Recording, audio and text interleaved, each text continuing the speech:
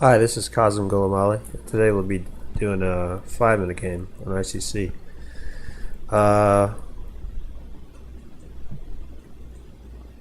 Looks like we've got into a NIMSO,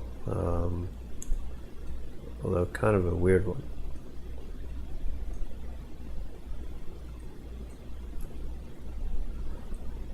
So basically here I'm trying to play e5, get some control in the center. It's almost like a king's Indian position, actually, kind of transposed. So knight g4 is a pretty important move. I'm trying to get the two bishops at all costs.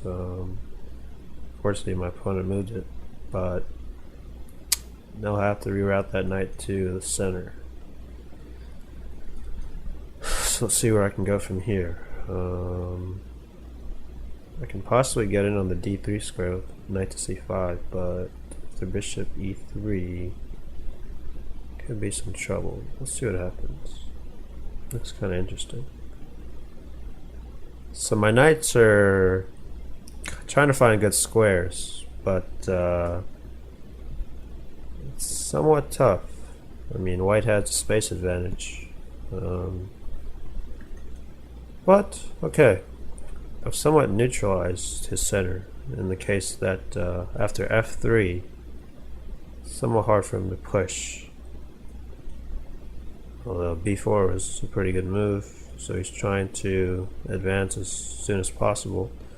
Although he is leaving some weaknesses behind, so it can backfire in some cases. It's a pretty nice move, knight d5. I may just have to play queen d8. Yeah, I think queen d8 just to cover knight to f6 so that I can play g6 and kick out at least one of these strong knights on f5. So far the opening hasn't been so good. I'm really lacking space.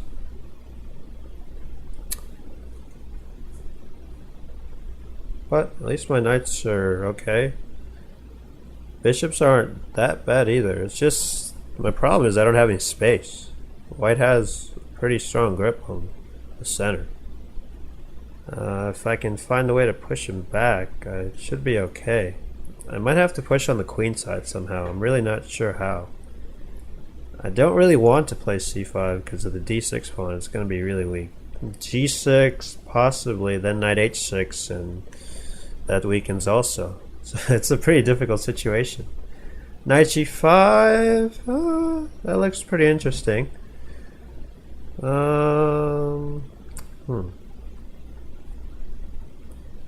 Actually thinking about b5. It looks pretty weird, but I think it might work.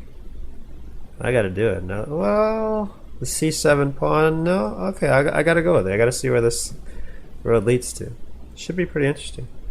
So the whole basis of this idea is that after pawn takes b5, a takes b5, bishop takes b5, I'm going to play pawn to c6, forking the knight on d5 and the bishop on b5. So I played it pretty quickly. I didn't really calculate that deeply, but it seems to work on the surface. That's just how chess works sometimes. I mean, that's how tactics come out. It's like you just look at the position and you look for different moves, and all of a sudden combinations start happening. And in particular, by playing b5, if the pawns get traded on the b file, my rook on a8 really opens up. So that could be another piece that can get into the game also. Alright, so he took after a long thought. It's always good to know your opponent's thinking a long time when you make a move like that. Let's see what he does. I mean, c6 right away by me is a little risky also, because it opens up the b6 square. This knight can hop in and possibly the bishop. If he doesn't take on b5, what to do?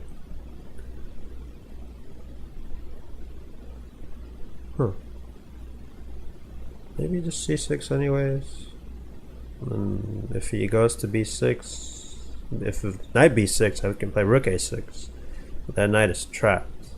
He'll get the d6 pawn because the knight on f5, the queen on d2, and the rook on d1. Whoa!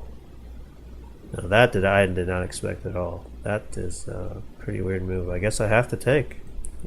Right, so he wants to play bishop b6. I can play rook c8. Knight c6 is a possibility.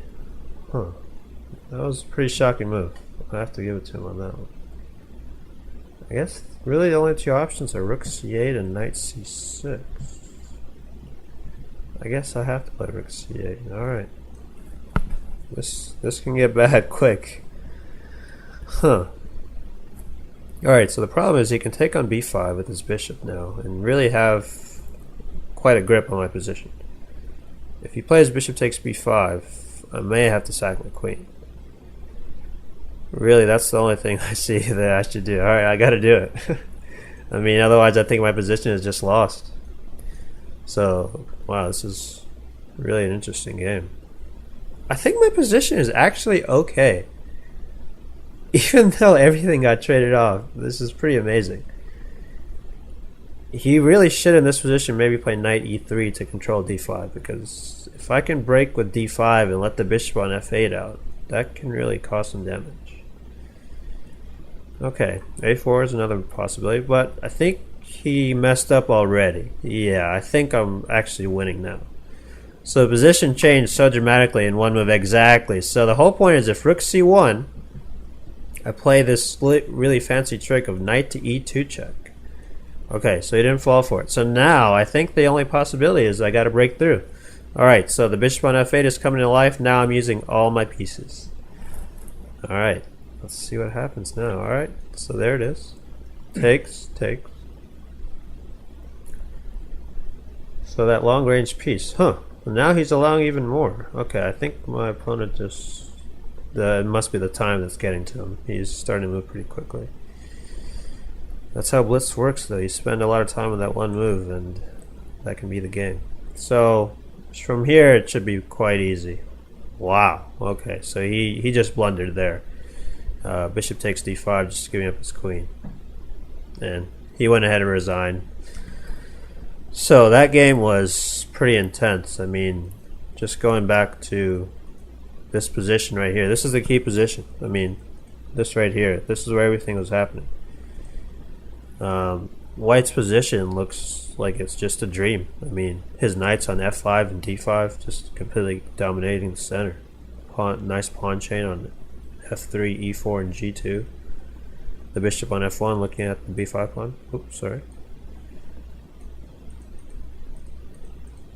The bishop on e3 looking at both sides of the board. I mean, if it's just space, I mean, white is just dominating. And alright, so let's see what happens. It's not just space isn't enough in chess. I mean, you need much more than that.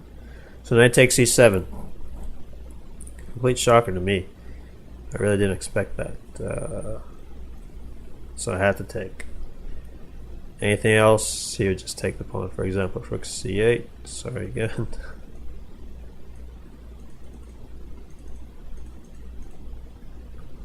Then he just wins the pawn for free. Alright, so knight takes c7, knight takes, bishop b6, and rook c8. I have to defend the knight and get the last piece in the game. After bishop takes b5, any other move besides knight takes b5, like in the game, was just gave up too much of control of the board. So after knight takes, bishop takes, rook takes. Okay, so if we count the material, I've got 2 rooks, he's got 2 rooks, I've got a knight, and he's got a knight, and I have these 3 pieces. The knight on b5, the bishop on f8, and the bishop on b7. Okay, so he's got the 2 pawns to go with the queen. These outside pass pawns on a2 and b4. Now if I can hold the pawns off and activate the bishop on f8, I've got a chance. But he actually made it pretty easy for me to do, and once he gave up material, it was just over. So he resigned. Thank you.